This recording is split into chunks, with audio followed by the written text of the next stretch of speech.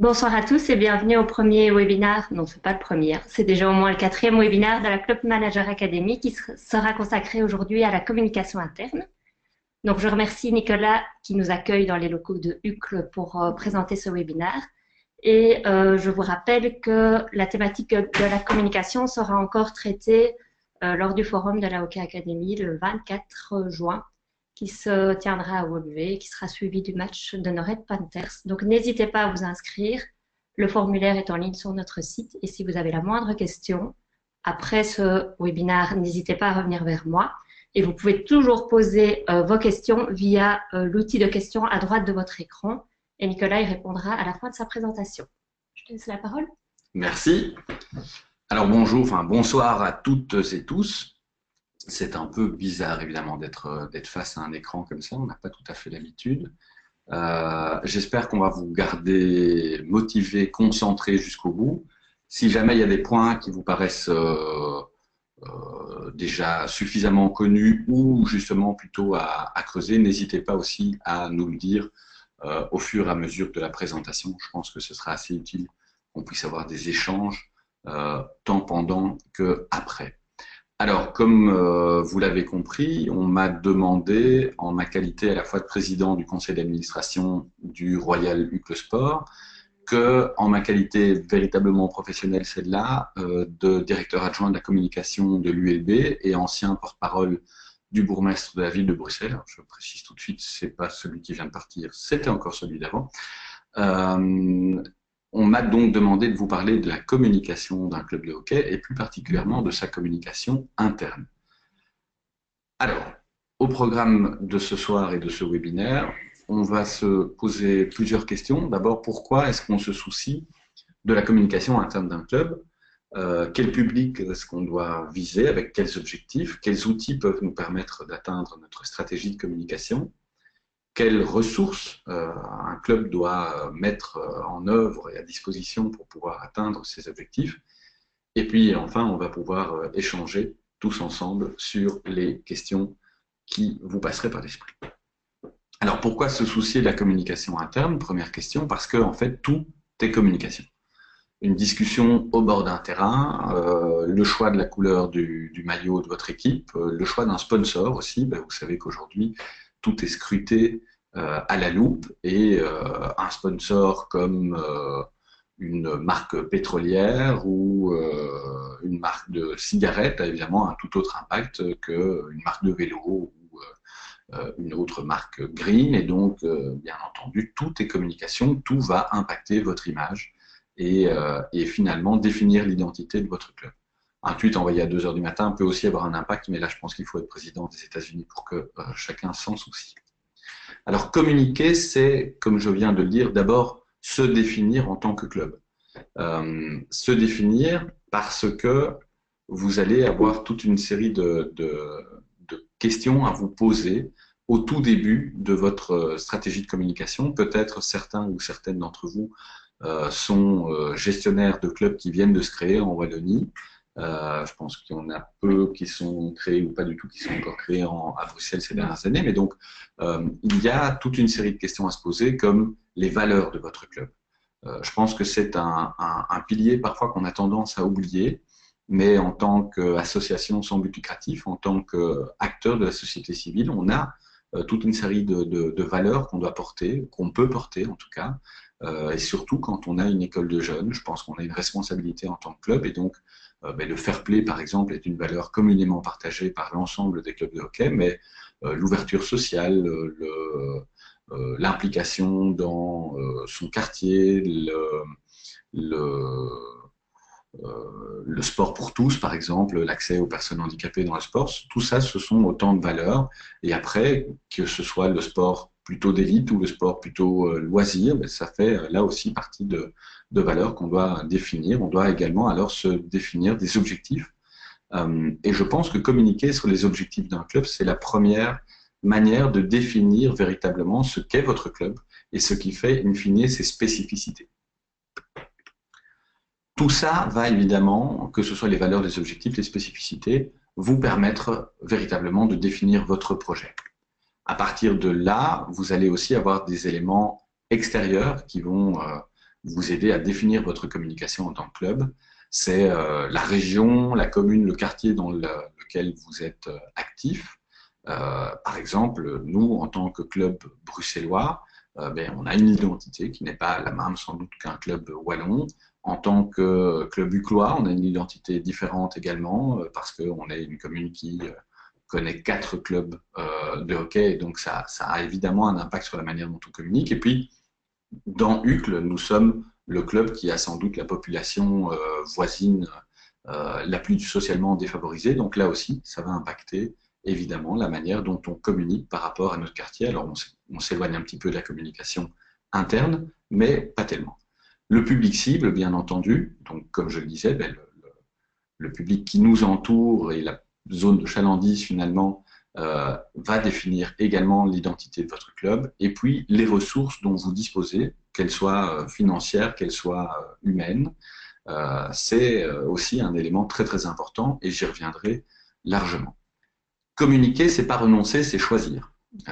Vous allez d'abord vous choisir un nom, un logo, parfois une devise, un emblème, une mascotte, les couleurs, j'en ai parlé tout à l'heure, un uniforme, mais aussi toute une autre, toute une palette de choses, que ce soit les outils, que ce soit les messages.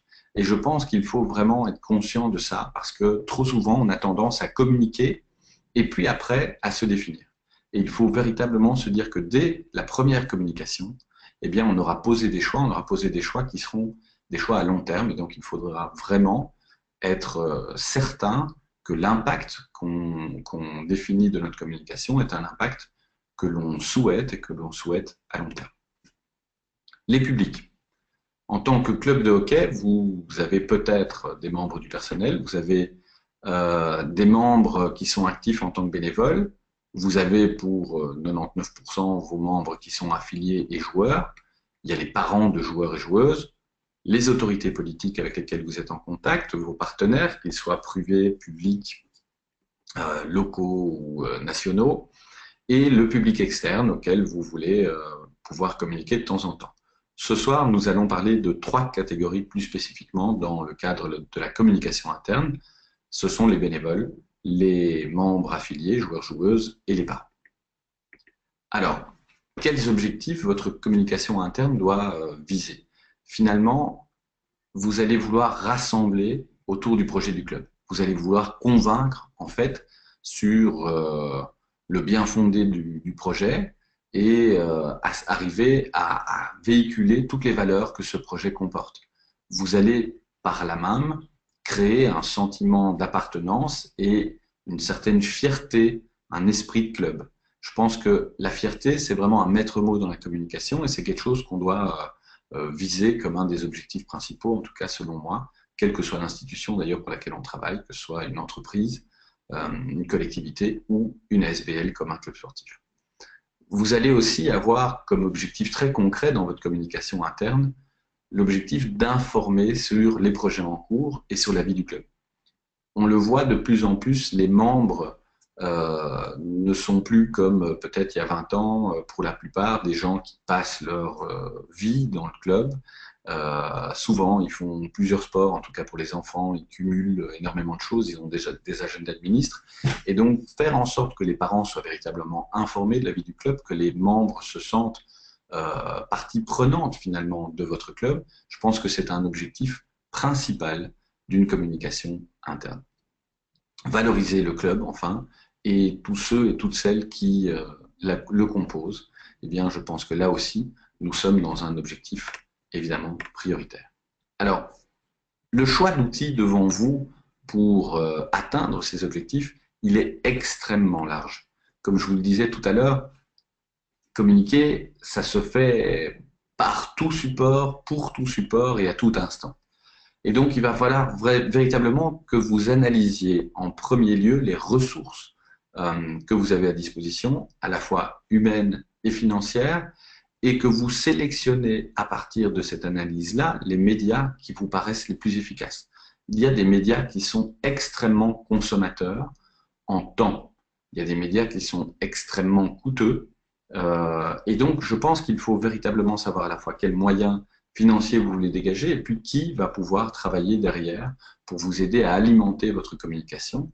Rien de pire, par exemple, que de lancer une page Facebook, de se dire qu'il faut absolument être sur Facebook parce que tout le monde y est, et puis de constater 6 mois plus tard qu'il y a eu un post et qu'il n'y a aucune réponse à toutes les questions qui sont posées via ce canal-là. Donc, il faut véritablement se poser la question préalablement, est-ce que j'ai les ressources suffisantes pour mener ma politique de communication sur tel ou tel canal? La conclusion de tout ça, c'est qu'il faut évidemment démarrer en douceur et puis grandir petit à petit. Je pense que démarrer par le site web est la base, par exemple, et puis il faut joindre à cet outil-là toute une série d'outils périphériques qui vont vous permettre alors de construire l'ensemble de votre communication. Le On site web. pourrait demander au club quels outils ils utilisent peut-être. Exact. Merci. Heureusement que tu es là pour me rappeler qu'on avait fait des petits sondages. On avait prévu des petits sondages. Et donc, on va d'abord partir avec ce premier sondage sur votre niveau de familiarité avec les outils de communication interne d'un club, parce que maintenant, on va commencer à les passer en revue. Et il nous serait assez utile de savoir si vous êtes déjà des experts en la matière ou si vous continuez à utiliser des pigeons voyageurs pour transmettre vos missives. On voit que vous êtes en train de répondre. Tu vois ici, Nicolas, les pourcentages qui s'appliquent. Ah voilà. Il y en a quand même 43% qui communiquent passionnément. Hein. Oui. Ok, donc vous avez... C'est entre beaucoup et passionnément. Hein. Vous avez l'air d'être majoritairement, effectivement... C'est pour le fermer. Reviens sur... Voilà. Okay. Vous avez l'air d'être majoritairement assez à l'aise avec les outils de communication, donc je vais essayer de passer dessus rapidement. Faites-moi signe, faites-moi savoir si les explications que je vous donne vous paraissent trop light ou si vous voulez qu'on aille un petit peu plus dans le détail. Donc, comme je le disais tout à l'heure, un site web, c'est incontournable. Ça devient aujourd'hui vraiment la pierre angulaire de la communication d'un club sportif. Alors, qu'est-ce qu'un site web doit comprendre? Un maximum de faits de manière condensée et bien architecturée. Ça veut dire qu'il faut que les membres puissent retrouver très facilement beaucoup d'informations, des informations qu'ils vont retrouver via l'architecture du site, sans commencer à naviguer dans 10 000 pages, mais il faut que le who's who, les contacts, l'accessibilité du club, les horaires d'entraînement, les tarifs, etc., que tout ça se retrouve de manière vraiment très pratique et très directe. Et puis, mis à jour, parce qu'il n'y a évidemment rien de pire que d'avoir un site web qui donne des informations qui ne sont plus à jour, ou d'avoir un onglet, une page d'accueil par exemple avec des articles, et de voir que le dernier article qui a été posté date d'il y a 3 mois. C'est donc aujourd'hui, le site web devient une plaque tournante de votre communication et vous devez vraiment penser votre site web en termes de service. Je pense que vous avez 2 solutions, soit vous êtes un club avec peu de ressources, par exemple, vous n'avez pas un informaticien, un papa de joueur qui est d'accord de se consacrer 2 heures par semaine au site web et à sa mise à jour. Et alors, vous pouvez avoir un site web un petit peu plus statique, et mieux vaut avoir un site web statique bien mis à jour et avec toutes les infos que quelque chose de grandiloquent mais qui n'est pas à jour. Ou alors, vous avez quelqu'un qui peut vraiment s'y consacrer, et là, je pense qu'il y a toute une série de choses que vous pouvez mettre en œuvre. Il y a d'ailleurs plein de sociétés qui peuvent vous aider avec des logiciels un petit peu tout faits et toute une série d'outils qui vous permettent là de vraiment créer des outils de communication interne avec vos membres, par exemple avec des chats, avec vraiment des possibilités pour les équipes de poster des annonces, par exemple quand ils cherchent des coachs, quand ils cherchent de nouveaux joueurs, etc. Et je pense véritablement que ce qui va vous permettre de fédérer à un moment donné de créer votre esprit de club et de partager ces informations dont on parlait tout à l'heure, c'est de consacrer des portraits, des portraits de joueurs, des portraits d'encadrants, des portraits d'équipes, de parler des projets que le club porte, d'avoir une section agenda qui soit véritablement à jour et qui permette alors aux membres de planifier un petit peu leur vie de club. Ici, je vous montre l'exemple du site web du Club Sport. Je ne dis pas que c'est celui qui est le mieux fait, il y en a beaucoup qui sont très bien faits. Nous travaillons avec eClub et c'est eux qui structurent un petit peu le schéma que vous voyez ici. Mais donc, ça nous permet, parce que là, en plus, on est un club multisport, donc hockey, padel, tennis, ça nous permet d'avoir une structure, une hiérarchie assez claire dans le site web, d'avoir des boutons qu'on appelle call to action par rapport à des réservations, par rapport à des albums photos, par rapport à toute une série d'actions très spécifiques, d'avoir donc des call to action bien identifiés, et puis d'avoir toute une série d'actualités qui sont mises en avant dès la home page. Alors vous voyez, je vous ai mis quelques petites statistiques. Donc là, en 6 mois, on en est à 25 851 sessions. Donc ça veut quand même dire que pour un club qui compte 1002 pratiquants de hockey, plus leurs parents, plus les tennismen et les joueurs de padel, 25 851 sessions en 6 mois, c'est pas négligeable. Ça veut dire qu'on a vraiment du trafic qui passe par le site et qu'on a donc tout intérêt à faire en sorte que ce site soit une vitrine et une vitrine à jour et alléchante de la vie du club. Alors, les newsletters, les mails, les SMS, il y a un rythme à définir préalablement. Je pense que là encore, il ne faut pas se lancer euh, de manière un petit peu aveugle dans une communication en disant que toutes les semaines, vous allez envoyer une newsletter et puis tous les 3 jours un mail et tous les mois des SMS, parce que sinon, vous allez finalement, soit vous allez saturer votre public cible, soit vous allez décevoir parce que vous n'auriez pas tenu votre parole. Et donc, je pense qu'il faut vraiment que vous définissiez le rythme. Nous, par exemple, sur le Club Ducle, on a choisi d'avoir une newsletter qui sort plus ou moins tous les mardis. Alors, pourquoi plus ou moins? Parce qu'on reste des bénévoles et donc parfois, ça traîne un petit peu, mais on a choisi le mardi et on voit vraiment que, je vous montrerai les statistiques tout de suite, que ça amène des gros pics de fréquentation sur le site web. Donc, on sait que les newsletters sont lus, mais parce que c'est la veille du début des entraînements de l'école des jeunes. C'est 2 jours après le week-end, donc on a pu faire des petits bilans de ce qui s'est passé durant le week-end, que ce soit en événement ou sur le volet sportif avec les équipes. On peut intégrer des portraits, on peut intégrer des infos aussi sur la semaine et le week-end à venir. Et donc c'est vraiment un rythme qui nous convient bien. Alors évidemment, quand je dis c'est chaque semaine en saison. Après, à partir du moment où on rentre dans les vacances, là, on a tendance à la mettre un petit peu en sommeil. Donc la newsletter pour nous, le mardi, on pense que c'est vraiment un bon jour. Et comment est-ce qu'on va choisir quel sujet on met dans une newsletter, quel sujet on met dans un mail? La newsletter, c'est un petit peu le best-of, le condensé de tous les articles qu'on aura publiés en ligne sur le site internet. Donc, on a à chaque fois cette stratégie de publier d'abord un article sur le site web, de le partager ensuite sur Facebook, et puis une fois par semaine, d'avoir cette newsletter qui fait le condensé, le résumé de tous les articles de la semaine passée et des sujets d'intérêt pour les jours à venir. Alors les mails, eux, par contre, on fait du monothématique dans un mail. C'est-à-dire que quand on a vraiment une communication importante sur un gros événement, sur un projet qui franchit une étape, sur des rumeurs qui circulent et qu'on doit pouvoir, enfin, sur lesquelles on a envie de pouvoir revenir, eh bien, alors à ce moment-là, on va faire un mail à l'ensemble des membres et on va toujours être très attentif au titre qu'on donne au mail. Et ça, je vous le dis aussi par rapport à mon expérience à l'ULB, le titre d'un mail va contribuer à 60% au succès de lecture de votre mail. Et après, ça ne sert à rien de faire des tartines. Mieux vaut avoir un mail un petit peu plus court qui renvoie vers votre site internet pour un article plus long et plus en profondeur pour ceux qui auront envie de le lire. Parce que si vous avez un mail dans lequel il faut scroller pendant 3 pages, ça va décourager évidemment beaucoup d'internautes de parcourir cette communication, ne fût-ce qu'en diagonale. Les SMS, en cas d'urgence, ça peut être intéressant d'avoir un système de SMS en place. Alors, ça ne coûte pas forcément cher si vous êtes abonné à certains services, que ce soit de gros opérateurs mobiles ou des plus petits sites Internet, vous permettent, à partir de votre base de données, d'envoyer du SMS massif.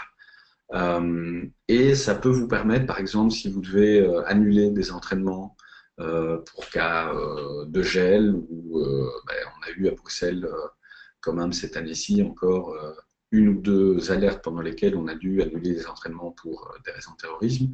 Voilà, ça permet évidemment de faire passer une info très rapidement et très personnalisée, mais on ne l'utilise pas que pour des mauvaises nouvelles, évidemment. On l'utilise aussi plus particulièrement quand on veut faire des actions portes ouvertes ou qu'on demande à un membre de parrainer des nouveaux membres. Ça, c'est particulièrement vrai dans l'école des jeunes et particulièrement vrai dans l'école de tennis, où on a besoin, nous, de faire pas mal de publicité parce qu'on a peu de membres et donc on utilise le SMS comme une piqûre de rappel pour nous aider. Alors là, vous voyez un exemple de notre newsletter, c'est celle de la semaine dernière, où on va vraiment essayer d'avoir une communication destinée à l'interne. Ce n'est pas un outil de communication externe pour nous. Là, on serait vraiment sur un autre type de newsletter. Je pense qu'il faut distinguer les publics et il ne faut pas essayer de toucher tous les publics avec une même newsletter. Mieux vaut une newsletter interne et une newsletter externe que d'essayer de convaincre tout le monde avec le même outil. Et vous pouvez voir là sur le graphique à votre droite, il y a toute une série de pics, mais ils sont justement liés à ces fameux jours d'envoi de la newsletter. C'est-à-dire que vous voyez que les mardis, principalement, eh bien, quand la newsletter part, on a un pic de fréquentation sur le site parce que tout simplement, les gens reçoivent la newsletter, ils voient une news qui les intéresse, ils cliquent dessus, ils sont rebalancés sur le site web et à partir de là, on voit qu'il y a 1 minute 55 en moyenne de sessions sur notre site internet. Ça veut dire soit qu'ils prennent vraiment le temps de lire l'article en question, soit de toute façon on voit qu'il y a 2 pages et demie en moyenne lues par session. Ça peut vouloir dire que ça les amène à aller consulter d'autres informations sur le site. Donc la newsletter, même si parfois ça peut vous sembler un petit peu beaucoup de travail pour pas grand-chose, mais on voit nous dans les statistiques que vraiment ça nous permet de booster la fréquentation du site web et de faire passer toute une série de messages. Alors, les réseaux sociaux, évidemment. Comment ne pas parler des réseaux sociaux et en particulier de Facebook qui est le grand vainqueur, en tout cas en Belgique francophone, sur l'ensemble des publics. Alors, si vous parlez plus spécifiquement des jeunes, là, avec Snapchat, avec des médias de ce type-là, on va peut-être être plus ciblé, mais je pense qu'en tant qu'institution, Facebook est et reste le meilleur canal de communication. Et je vous montrerai quelques exemples. On peut, via ce réseau social, partager les photos, les vidéos, les articles. Donc nous, systématiquement, à chaque fois qu'il y a un article en ligne, on le partage également sur Facebook. Alors je vous déconseille par contre de faire un partage automatisé sur Facebook parce qu'il faut que vous travailliez l'accroche sur Facebook. Quand vous allez publier sur un réseau social, si vous mettez simplement les entraînements recommencent ce mercredi, etc., vous risquez d'avoir peu d'engagement de la part de votre public. Or, on sait que ce qui permet dans l'algorithme de Facebook de toucher le plus grand nombre de personnes, c'est à partir du moment où les gens interagissent avec votre publication. Donc, soit ils like, ils la trouvent humoristique, etc., soit ils la partagent. Et à ce moment-là, on a alors un reach organique, comme on l'appelle, qui est vraiment beaucoup plus vaste. L'algorithme va pousser ces publications vers toute une série de personnes. Vous verrez que nous avons plus ou moins 2400 followers sur Facebook et pourtant, en moyenne, nos communications touchent un peu plus de 6000 personnes. Donc, ça veut vraiment dire que ce sont les membres là qui nous permettent de partager ces informations. Facebook nécessite, mais comme tous les réseaux sociaux d'ailleurs, une veille. Ça veut dire que vous devez quand même régulièrement, alors moi je le fais au moins une fois par jour pour la page du Club Sport, mais vous devez aller voir ce qui se dit sur votre club, ce qui se met en commentaire de vos posts, de vos photos, etc. Et puis vous devez être réactif. Quelqu'un qui vous pose une question par le canal de Facebook Messenger, de Twitter ou autre, va s'attendre à avoir une réponse très rapidement.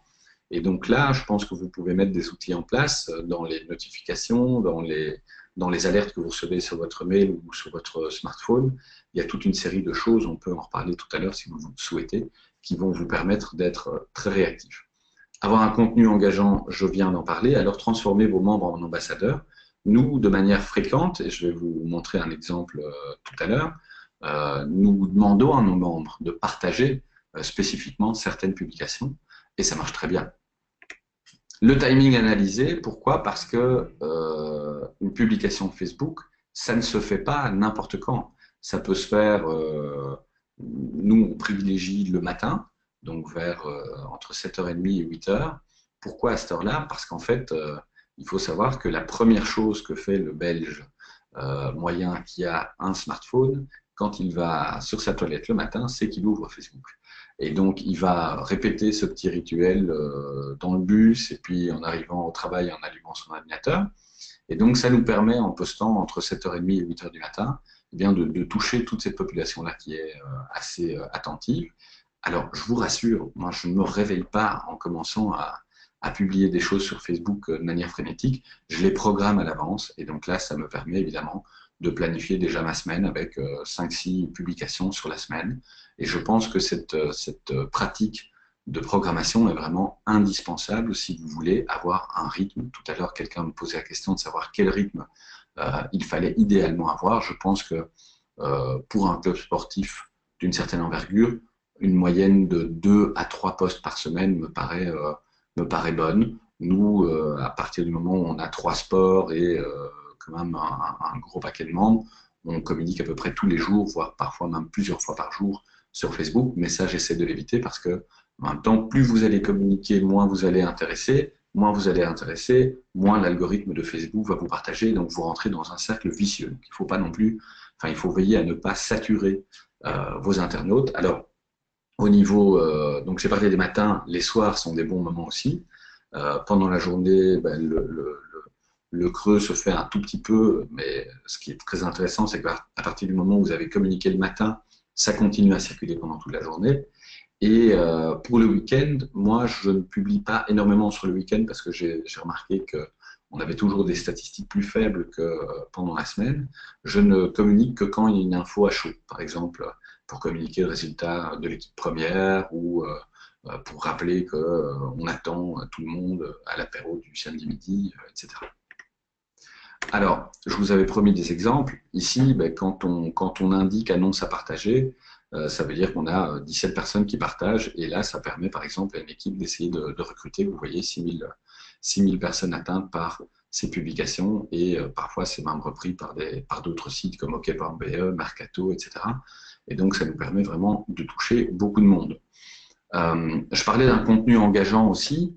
Ben, on a essayé ici en fin d'année de faire le bilan de chacune de nos équipes. Alors, on n'a pas fait les 48 équipes une par une parce que sinon ça aurait saoulé tout le monde. Mais là, en faisant des bilans séquencés par l'école des jeunes, toutes les équipes féminines, toutes les équipes masculines, et puis les JV, enfin les jeunes masters, les masters, les ladies et les gents, voilà, ça nous a permis là de faire des communications où finalement les gens sont contents parce qu'on parle d'eux, parce qu'on les valorise, et alors ils se taguent, ils partagent, etc. Et ça donne là aussi des bons résultats.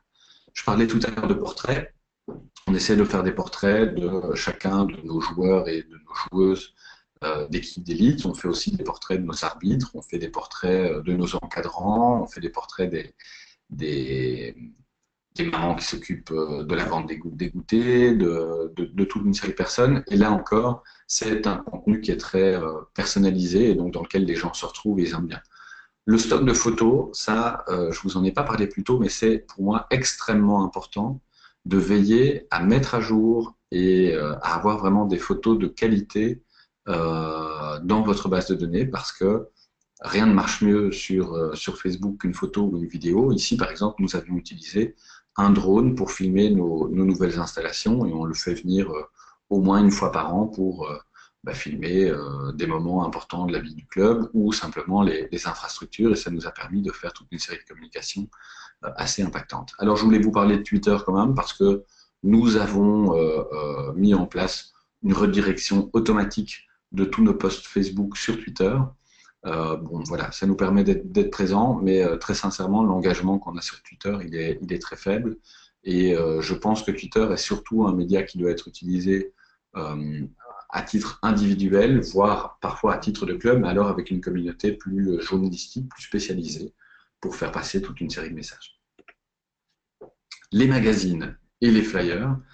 Alors, il y a un impact plus solide. Qu'est-ce que j'appelle par plus solide? C'est que, effectivement, si vous avez un magazine du club, et je crois qu'il y en a encore quelques-uns en Belgique qui sortent des communications papier, vous allez avoir quelque chose qui est vraiment à disposition des membres, dans le clubhouse, autour des terrains à tout moment, et donc qui va vraiment aussi permettre d'avoir une discussion et d'être sans doute moins versatile que le digital.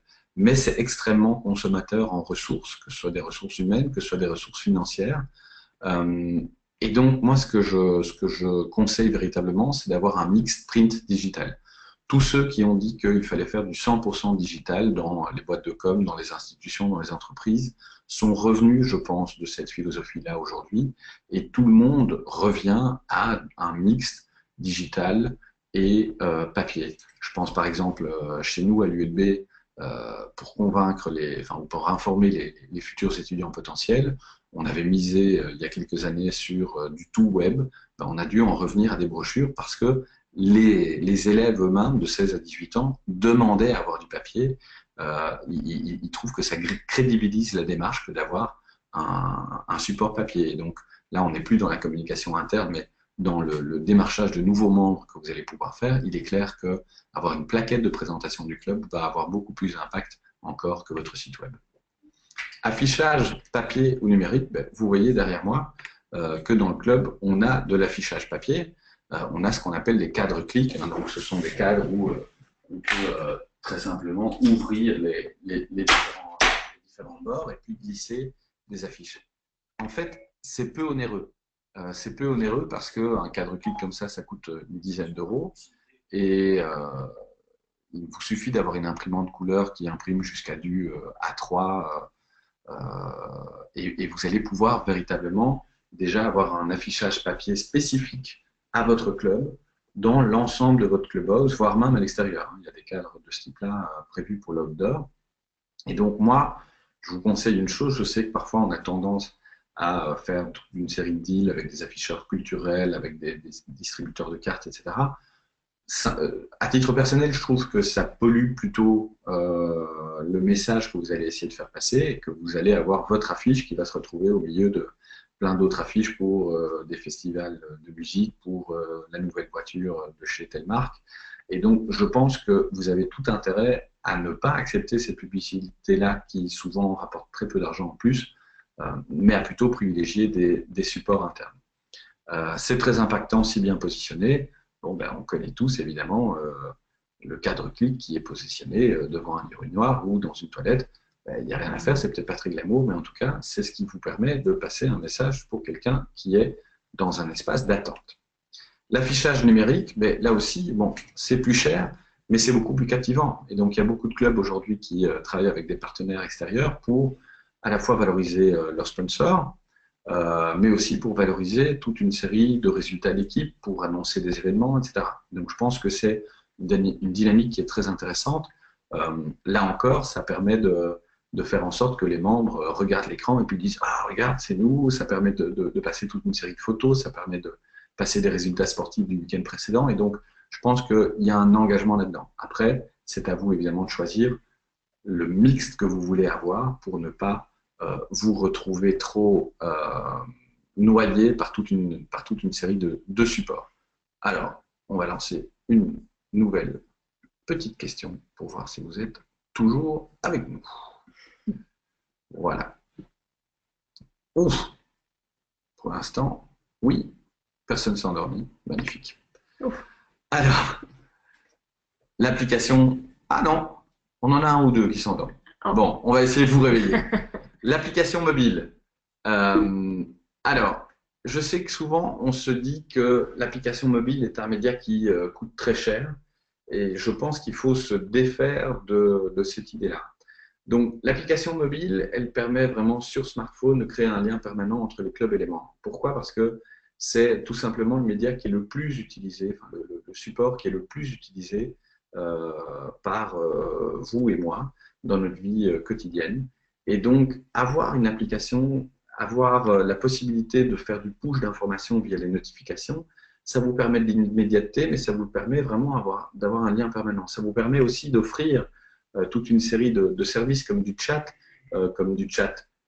globalisé pour le club ou internalisé pour les équipes.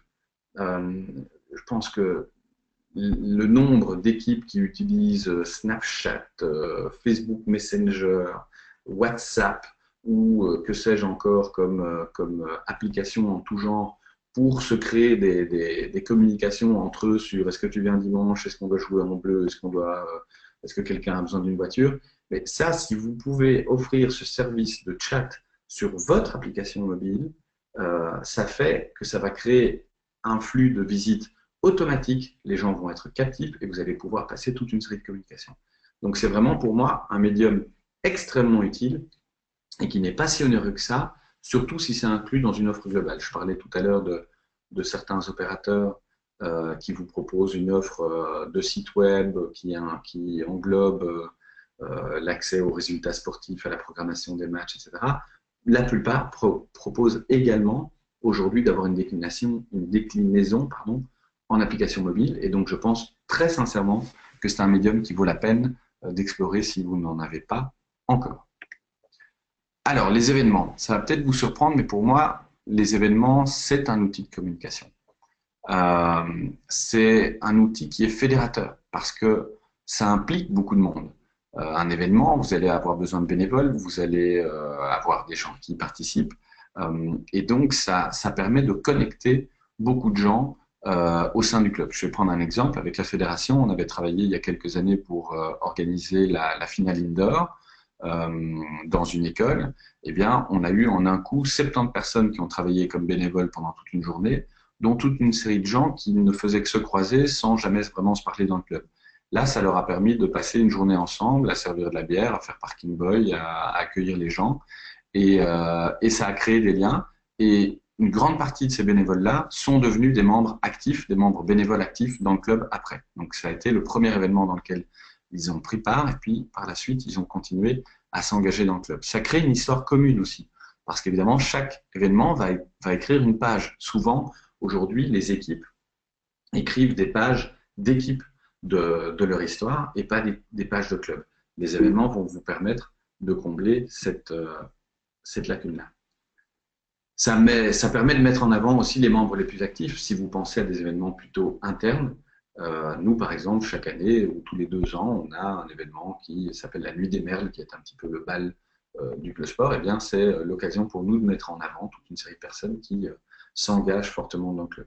Ça met aussi en exergue des points importants de votre projet. Si vous êtes un club avec uniquement des équipes mineures et dames régionales, par exemple, vous allez organiser un tournoi loisir, ça va vous positionner sur la carte du hockey loisir, jeune, festif, etc.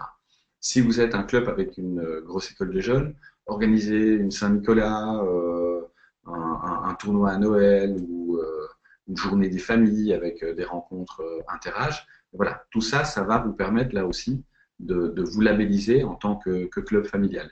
Et si vous voulez être un club qui joue à un niveau national, voire international, et vous positionnez vraiment sur la carte médiatique, par exemple, eh bien, l'accueil de matchs internationaux fait partie de cette politique-là. Nous, le fait d'avoir relevé le challenge du match Belgique-Argentine, donc vous voyez l'affiche derrière moi et la photo ici en dessous, c'était vraiment une politique d'image. On savait qu'on n'allait pas gagner de l'argent en faisant cette opération-là, mais c'était repositionner le sport après quelques années de galère dans un premier temps et puis de reconstruction dans un deuxième temps. C'était repositionner le club sur la carte nationale et je pense que ça a véritablement rempli cet objectif-là. Ce à quoi vous devez veiller lorsque vous vous lancez dans de l'événementiel, c'est avoir un planning équilibré sur l'année. Là encore, la question des ressources est une question très importante. Les événements, certains peuvent vous coûter un petit peu d'argent, la plupart seront au minimum neutres, voire positifs. Et donc, vous devez penser à vos ressources financières d'une part, vous devez également penser à vos ressources humaines. On le voit en mai et juin, nous par exemple, entre l'apéro league, le tournoi des jeunes, le tournoi des gentlemen, le corporate qu'on accueille à plusieurs reprises, etc. C'est lourd. Qu'est-ce qu'on a fait? On a mis en place toute une logistique avec des étudiants externes, des jobistes, etc. pour ne pas surcharger nos bénévoles et faire en sorte que à la fin du mois de juin, ils ne soient pas sur les genoux. Je pense avoir fait un petit peu le tour des plus gros outils de communication et je voudrais quand même encore venir sur quelques divers, par exemple la décoration de votre clubhouse. Je pense qu'un clubhouse, c'est pas anodin. Encore une fois, c'est de la communication. La manière dont vous allez aménager ou pas votre clubhouse va impacter l'image de votre club. Ici, j'ai pris une photo dans les locaux de la fédération où vous avez une ligne du temps avec vraiment toute une série d'étapes importantes du hockey belge. Rien ne vous empêche de faire ce type de décoration dans votre club ou de mettre toute une série de cadres. Enfin, je veux dire, il y a vraiment beaucoup d'outils qui peuvent vous permettre de valoriser l'histoire, et même si votre club n'a pas d'histoire, les projets, ou en tout cas le présent de votre club, ne fût-ce qu'avec les photos d'équipe. Et je pense que ça, c'est très important. Nous, avec le sport, on a un clubhouse tout neuf, mais qui n'est pas encore mis en couleur, et c'est quelque chose qu'on doit vraiment permettre d'arranger. Et il y a plusieurs membres, d'ailleurs, qui nous en ont fait la remarque. Le matériel brandé, que ce soit l'équipement sportif, on avait montré très rapidement l'uniforme tout à l'heure, que ce soit le streetwear aussi, hein, des chemises, des pulls, des t-shirts, des casquettes, etc. Mais que ce soit aussi le matériel plus massif. Nous, par exemple, on a floqué l'ensemble de nos goals avec le logo du Club Sport. Il y a beaucoup de clubs qui floquent leurs balles. Là, parfois, c'est plutôt pour être sûr de pouvoir les retrouver. Mais je pense que tout ça contribue évidemment à l'image que vous allez donner. Et plus vous allez véhiculer votre image sur un panel d'outils différents, plus évidemment vous allez créer une marque forte qui va effectivement impacter les esprits. La mascotte, hein, on a parlé tout à l'heure du fait d'avoir un emblème, un symbole. Le fait d'avoir une mascotte, ça anime souvent les matchs et puis les jeunes adorent. Et alors toute une série d'outils un peu plus fun. Exemple, réservé pendant tout un mois une place de parking à la déléguée d'équipe qui a été la plus efficace sur le mois dernier. Ben voilà, c'est des petites choses qui vous permettent à la fois de valoriser une personne, mais aussi de valoriser une fonction dans son ensemble et de montrer à tous les bénévoles de votre club que vous ne les oubliez pas. Alors, quelles ressources? Très rapidement, il faut réfléchir à qui peut vous abreuver d'infos. Donc, nous avons mis en place toute une série de personnes relais, que ce soit dans nos différentes équipes, que ce soit dans les différents comités, comité des jeunes, comité arbitrage, etc. Et donc, on fait en sorte que ces personnes-là remontent de l'info. Certaines de ces personnes relais, on leur a demandé d'être également rédacteurs de toute une série de nos articles. Mais là aussi, il y a des personnes qui ont parfois une plume et d'autres moins. J'ai parlé tout à l'heure de l'importance d'avoir un stock de photos et de films pour pouvoir communiquer tout au long de l'année et particulièrement sur les réseaux sociaux. Le partage évidemment d'albums photos sur les réseaux sociaux est quelque chose qui fonctionne très très bien. Qui coordonne? Parce que c'est pas tout de dire en début d'année qu'on attend toutes les 2 semaines d'avoir des infos qui remontent de l'ensemble des équipes. Vous savez très bien que s'il n'y a personne derrière pour aller faire une piqûre de rappel, eh bien, vous n'aurez pas le résultat escompté. Donc, il faut vraiment une personne qui soit la personne de coordination, et puis, que ce soit cette même personne ou une personne qui valide. Parce que là encore, le bad buzz est véritablement très vite arrivé, et donc vous devez quand même vérifier que toute la communication qui parte soit correcte sur tous les plans, en ce compris la véracité des informations qui sont données. Et alors, l'importance d'avoir un planning. Pourquoi? Parce que là encore, j'en ai parlé tout à l'heure, si vous avez une newsletter qui, une semaine, fait 18 articles et la semaine suivante, 1, vous allez avoir à un moment donné un problème de lisibilité, de fidélité, et donc il faut véritablement essayer de pouvoir espacer tout cela et faire en sorte que vous parliez une semaine d'une équipe jeune, la semaine suivante d'une équipe senior, etc. Alors, je vais terminer avec des tout petits conseils à garder en mémoire. Dans la communication, je pense qu'il y a une chose qu'il faut toujours garder en tête, c'est d'être honnête. Si vous communiquez des informations qui sont erronées de manière sciente, vous allez à un moment donné perdre la confiance de votre public, et je pense qu'il n'y a rien de pire pour l'image d'une institution ou d'un club sportif. Vous devez être transparent aussi. À partir du moment où vous allez vous lancer dans de la communication, vous allez avoir des questions qui vont vous être posées, vous allez avoir des demandes. Je pense qu'il faut pouvoir répondre à toutes les questions, même celles qui parfois font un peu mal ou dérangent. Ça fait partie de la vie d'un club. Vous devez vous orienter membre, c'est-à-dire véritablement réfléchir non pas à ce qui vous intéresse de communiquer, mais à ce qui peut intéresser vos membres de recevoir comme information. Et je pense que là, il y a vraiment un déclic à faire qui est très très important, parce que trop souvent, on voit une communication top-down qui n'est pas suffisamment orientée vers les membres. Vous devez vous adapter aux audiences, c'est-à-dire qu'en fonction du fait que vous vous adressez à des parents de petits joueurs, que vous vous adressez à des petits bouts, que vous vous adressez à des joueurs plutôt compétitifs, vous devez évidemment adapter votre ton et aussi prendre en compte le fait que la personne est plus ou moins familière avec les pratiques sportives. Idem pour les événements, évidemment. Ne tombez pas dans la routine de la communication. On a parlé du planning tout à l'heure, on a parlé d'avoir des newsletters qui peuvent parfois se suivre de semaine en semaine. Ce qu'il faut veiller à ne pas faire, c'est d'avoir une communication qui soit trop plate, et je pense qu'il faut arriver à surprendre, avoir un ton un peu, je parlais tout à l'heure d'être engageant, il faut arriver à être un petit peu fun, et n'hésitez pas à faire des essais-erreurs, c'est comme ça que la plupart des boîtes de com fonctionnent. On teste une idée un petit peu, et Facebook pour ça est très pratique. On teste une idée sur Facebook, on voit si ça marche pas, et puis après on peut adapter sa communication en fonction. Et alors finalement, better be done than perfect, ça veut dire que, encore une fois, ne vous lancez pas dans l'ensemble des outils dès le premier jour, ça sert à rien parce que vous allez vous noyer. Choisissez vraiment en fonction de vos ressources, en fonction de vos messages, en fonction de vos objectifs. Et mieux vaut que votre communication soit bonne, même avec un impact plus limité, que mauvaise avec énormément de gens qui la voient. Voilà, je pense qu'on en est arrivé à la fin de la présentation. J'ai sûrement Merci Nicolas. dépassé, oui, vachement. Non, mais c'était top, je pense, pour recadrer un peu tous les outils dont vous disposez au sein de votre club. Je pense que ça va aider certains d'entre vous à un peu structurer votre communication, puisque c'était votre demande lors du sondage qu'on avait fait en début de saison. Est-ce que tu veux encore poser une question ou on passe aux questions-réponses? Je pense qu'on va tout de suite passer aux questions. Ouais. Alors, on peut agrandir ici.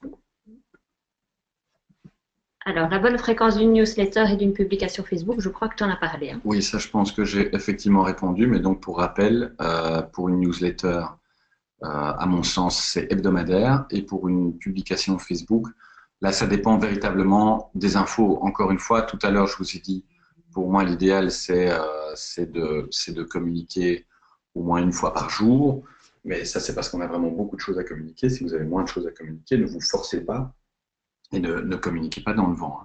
Alors, les Facebook Live lors des matchs ont-ils du succès? Là, je peux vous parler malheureusement que de ce que je connais au niveau de mon travail, c'est-à-dire à l'ULB. Oui, les Facebook Live ont beaucoup de succès. Et c'est quelque chose qui fait apparaître une notification chez tous vos followers, donc c'est assez pratique. Par contre, pendant les week-ends, moi je suis plus sceptique parce que finalement, un dimanche après-midi, il y a peu de monde qui est derrière son Facebook. Donc là, je pense que c'est vraiment quelque chose à tester, comme je le disais tout à l'heure. Essai-erreur, il faut y aller, il faut essayer, et en même temps, les Facebook Live, ça ne prend jamais qu'un smartphone et une personne derrière. Comment faire connaître le hockey dans les écoles? Là, je pense que toi, tu avais plutôt des réponses. La LFH organise un projet qui s'appelle Hockey to School, qui va vraiment débuter ici en septembre avec toute une série d'outils de communication, mais aussi des outils qui vont être mis à disposition des clubs pour qu'ils puissent les utiliser dans les écoles. Donc, je vous invite à être attentif en septembre quand on va lancer ce projet. La personne de contact est Jérôme Robins, donc n'hésitez pas. Mais je pense que vous en entendrez parler via nos réseaux sociaux, via notre site et via nos mails aussi.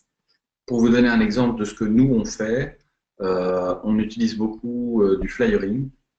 Et donc, on passe par l'échevine en charge de l'instruction publique pour avoir le droit de déposer des flyers et qui sont alors distribués dans les journaux de classe des élèves. Et on organise aussi des portes ouvertes en collaboration avec les écoles. On organise notamment durant les jours blancs, donc les fameux jours qui suivent les examens du secondaire et où les profs sont en train de corriger les copies, mais où les élèves n'ont plus aucune activité scolaire. Et bien là, en fait, on est dans un programme avec la communauté française où on est rémunéré pour accueillir des élèves du secondaire et finalement faire la promotion du sport. Donc là, c'est ce qu'on appelle un win-win. Alors, en ce qui concerne les newsletters, quel pourrait être l'intérêt du site par rapport à une page club Facebook? L'intérêt du site, c'est que ça vous permet vraiment d'avoir une info qui est plus complète Vous allez pouvoir mettre plusieurs illustrations, par exemple, si vous voulez mettre des graphiques, si vous voulez mettre des informations chiffrées. Vous allez pouvoir avoir aussi un texte qui soit beaucoup plus long. Vous avez déjà vu sur Facebook, c'est pas très pratique à lire parce que le cadre réservé à la publication est assez étroit. Et donc, si vous voulez développer des communications, nous, par exemple, on a eu des grosses communications à faire récemment par rapport à la programmation pour la saison prochaine. On a très clairement publié d'abord l'article sur le site web et puis on en fait un extract pardon, pour la newsletter et pour Facebook et on renvoie à chaque fois vers le site pour l'exhaustivité de l'information. Donc je pense que ça, c'est le gros avantage. Ça va, personne ne dormait donc. On est en train de voir vos commentaires sur le jaguar qui s'est endormi. Et les autres, est-ce qu'on utilise des vidéos pour diffuser de l'info? Alors aujourd'hui, on ne le fait pas, mais c'est effectivement une chose à laquelle je réfléchis parce que on s'est rendu compte que faire des portraits, c'est parfois un peu fastidieux parce qu'il faut quelqu'un qui s'attelle à cela de manière, je vais dire, au moins hebdomadaire pour que ça ne fasse pas de jaloux. Et donc, moi, je réfléchis pour la saison prochaine à faire des interviews avec un smartphone, tout bêtement, et à poser 2-3 questions comme ça à des membres du club et puis à les poster sur Facebook. Et je pense que ça peut rendre le contenu plus vivant et encore plus partagé. Donc, je pense que c'est vraiment une bonne idée d'utiliser les vidéos. Et très sincèrement, avec un iPhone, c'est tout à fait suffisant. Il ne faut pas se mettre des moyens non plus trop professionnels. Est-ce que cela vaut la peine d'investir quelques euros en publicité sur Facebook pour envisager de recruter des joueurs? Alors moi, je le fais très fréquemment. Je le fais plus fréquemment sur le tennis que sur le hockey, parce que, encore une fois, on est plus en demande sur ce secteur-là. Mais oui, de la publicité ciblée sur Facebook, localisée géographiquement et parfois sur des tranches d'âge. Moi, je fais moins sur des tranches d'âge pour le tennis, mais quand je le fais sur le hockey, c'est effectivement par tranche d'âge. Ça fonctionne bien. Donc, on se rend compte qu'on a quand même pas mal de retours via ça. Après, dire si c'est qualitatif, ça, c'est plus compliqué. Donc, est-ce que les gens qu'on a touchés sur Facebook finissent par s'inscrire et par être vraiment motivés par le sport? C'est une donnée sur laquelle on n'a jamais eu d'analyse fine. Et donc, je pense que ça vaut la peine parce qu'en plus, les publicités sur Facebook ne coûtent vraiment pas grand-chose. Pour une vingtaine d'euros, vous avez déjà un reach de 1500 à 2000 personnes. Et donc, si vous choisissez vraiment d'avoir une localisation assez proche de votre club, ça peut être très impactant. Comment éviter la multiplication des pages Facebook? Facebook Open, équipe première, oui. Alors, effectivement, je parlais tout à l'heure du fait que beaucoup de gens utilisent des groupes Facebook, des pages Facebook pour finalement faire du chat, hein, parce que c'est un peu ça qu'ils font. Donc, chaque équipe a son groupe, sa page ou son groupe Messenger. Je pense là encore que l'application mobile va vous permettre de couper un petit peu ces pratiques-là. Ceci dit, c'est pas tout à fait inutile d'avoir ces pages-là. Et je ne suis pas certain qu'il faille essayer de combattre ce mouvement-là. Moi, au contraire, ce que j'essaie de faire, c'est d'être vraiment une page fédératrice pour l'ensemble des groupes. Donc, je me suis mis en tant qu'administrateur, je me suis fait fan ou membre de la plupart des groupes du club. Et quand il y a des infos qui sont de notoriété un peu plus publique que juste un message interne, eh bien, en fait, je partage le message du groupe. Et alors, souvent, aujourd'hui, les groupes me communiquent en tant que webmaster ou community manager, ils me communiquent leurs infos et je les partage sur la page. Et finalement, ça crée une galaxie de pages Facebook liées avec le sport qui s'enrichissent les unes les autres. Donc, je ne suis pas certain qu'il faille essayer vraiment d'éviter à tout prix cette multiplication. Comment gérer des pages comptes créées par des joueurs équipes qui peuvent avoir une influence sur l'image d'un club? Donc oui, là, la question se reprécise encore un petit peu. Si vraiment il y a une page ou un groupe qui va commencer à raconter des choses qui ne sont pas avérées ou qui peuvent mettre à mal l'image du club, Là, je pense que vous devez tout simplement avoir un contact avec les personnes responsables des pages, essayer vraiment d'entrer dans un dialogue. Aujourd'hui, il faut de toute façon savoir qu'avec les réseaux sociaux, il n'y a aucun contrôle d'image à 100% qui peut être fait. Et donc, moi, en tout cas sur l'ULB, je n'ai pas eu le cas avec le sport, heureusement, mais sur l'ULB, j'avais énormément de pages qui racontaient tout et n'importe quoi. Et 99% du temps, c'est en entrant en communication avec les gestionnaires de ces pages-là ou de ces groupes que j'ai pu résoudre les situations, en fait. Et souvent, les gens aiment bien qu'on vienne corriger, qu'on vienne commenter un post en disant « je pense que vous avez une mauvaise information, ceci est la bonne ». Et alors, souvent, votre réponse devient le commentaire le plus vu, le plus partagé, etc. Donc, ça permet de désamorcer cet effet-là. Et puis, dans le pourcent restant, ben, il vous reste aussi la plainte vers Facebook.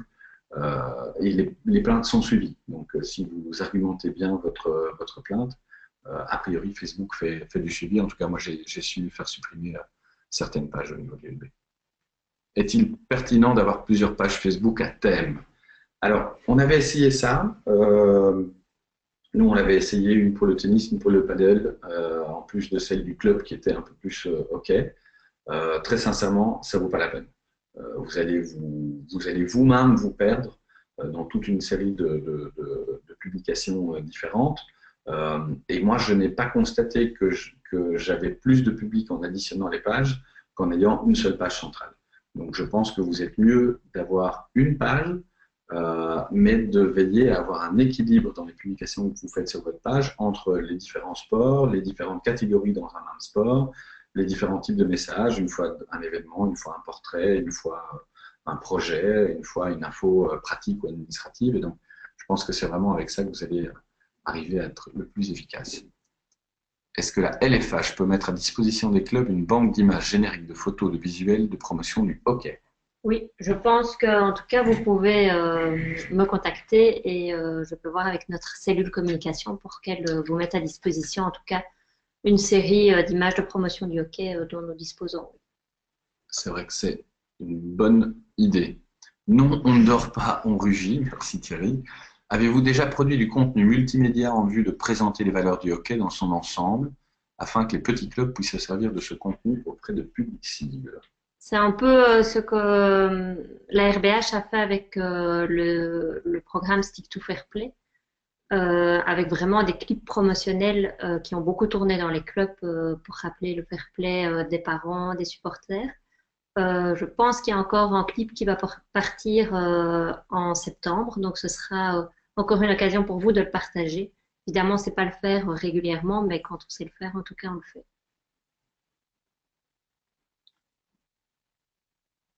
Alors, Edwin nous pose une question sur un meilleur retour vers les partenaires. Je suppose que c'est par rapport aux sponsors. Donc là, effectivement, j'en ai peu parlé parce que pour moi, c'est encore un volet très spécifique. On n'est plus vraiment dans la communication interne, on est plutôt dans de la valorisation de partenariat.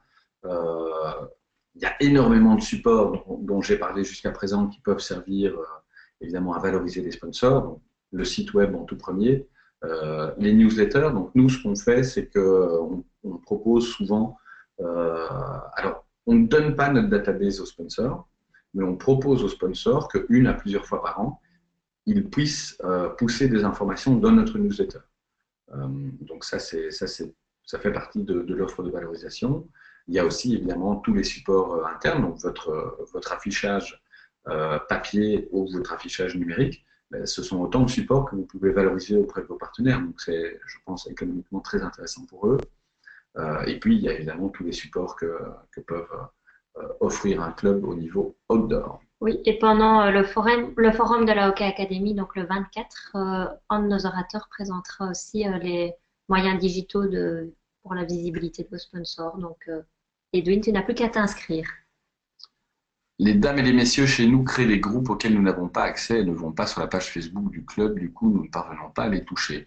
Et donc là, je pense, encore une fois, que la meilleure chose, c'est d'entrer en contact avec les gestionnaires de ces groupes et de ces pages et de les inviter à indiquer à l'ensemble de leurs membres qu'ils peuvent non seulement être membres du groupe, mais aussi devenir fan de la page pour avoir l'ensemble des informations sur le club et proposez-leur un win-win. Demandez-leur d'être vos ambassadeurs, de partager vos informations, mais dites-leur que s'ils ont des infos et des demandes qu'ils veulent voir relayées par votre page, vous êtes à leur disposition. En faisant un échange comme ça, la plupart du temps, ça fonctionne. Le manque de professionnalisme dans la communication ne risque-t-il pas d'entraîner le club dans la construction d'une image négative? Là, on en revient aux ressources. Donc, je pense qu'il est effectivement très, très important de ne pas se mettre des objectifs qui sont déraisonnables par rapport aux ressources qu'on a. Si vous n'avez personne dans votre entourage au niveau du club, que ce soit en bénévole ou en professionnel, qui peut faire du graphisme, qui peut faire de bonnes photos, qui s'y connaît un petit peu en mode d'écriture ou en gestion de site web, alors effectivement, vous êtes mieux de vous limiter à des choses basiques. Mais par exemple, moi j'ai parfois reçu des photos de parents qui me demandent de publier la photo de leur équipe qui est complètement floue et cadrée à trois quarts. Je refuse de les publier celle-là. Et alors qu'est-ce qu'on fait? Chaque année, on paye un photographe qui vient faire une photo d'équipe pour chacun, et puis le reste du temps, on reçoit quand même encore souvent des photos qui sont de bonne qualité. Mais vous avez tout à fait raison, il ne faut pas publier tout et n'importe quoi. Communiquer pour communiquer, c'est jamais une bonne idée. Il faut vraiment communiquer qu'à partir du moment où vous êtes sûr de votre contenu et de sa qualité. Avez-vous une application à conseiller lorsque vous parlez d'application mobile? Alors, je n'ai pas une application en particulier. Ce que je peux vous dire, c'est encore une fois de notre expérience personnelle, mais je sais qu'il y en a plein d'autres qui l'offrent. Nous, avec eClub, ils nous proposent dans notre abonnement, moyennant un petit supplément, de développer une application mobile qui reprend le contenu de notre site web, qui reprend l'agenda des matchs, qui prend une partie forum pour les équipes, etc. Donc voilà, on est en train de les développer. Alors, on va voir si c'est avec eux ou si on le fait en interne, parce qu'on a en plus un informaticien ici dans le club qui touche vraiment bien à tout ce qui est codage. Donc là, on a de la chance. Mais je dirais qu'il y en a beaucoup d'autres. Only et toute une série d'autres proposent le même genre de service. Donc là, il faut vraiment regarder déjà avec ceux qui s'occupent de votre site web s'ils offrent une solution pratiquement clé sur porte pour votre application. Avec plaisir, Angelo, et merci pour le merci. Pourrons-nous disposer des slides? Oui, bien sûr. Je pense parce qu'en plus, on est enregistré, donc voilà. Le webinaire sera à disposition sur le site web dans l'onglet OK Academy. Penses-tu que le site de la Fédé est un modèle de communication? Je vais presque sortir mon joker, mais comme elle ne m'écoute pas pendant une minute, je vais dire non. Je pense que le site de la Fédé n'est pas du tout un modèle de communication, qu'il est trop fouillé, l'architecture n'est pas simple, les actus ne ressortent pas de manière suffisante, et les liens vers Facebook et la multifonctionnalité web n'est pas encore performante. Mais je pense que on y travaille. Il y a un projet derrière. Il y a un gros projet. Voilà. Merci beaucoup. Mais je pense qu'on a fait le tour de toutes les questions. En tout cas, sachez que moi, je suis évidemment à votre disposition. Vous pouvez m'écrire à président@tuclesport.be pour toutes les questions que vous auriez encore en la matière. Et je suis évidemment très désireux de partager des infos et puis d'avoir vos retours aussi. Si vous avez des bonnes pratiques, n'hésitez pas. Les échanges sont toujours bons à prendre. Un tout grand merci, Nicolas. Et il y aura encore des partages de bonnes pratiques dans les clubs lors du forum. Donc, n'hésitez pas. Si vous aussi, vous avez des bonnes pratiques, n'hésitez pas à me contacter et je me ferai un plaisir de vous laisser un petit espace-temps lors de ce forum. Merci beaucoup. Bonne soirée.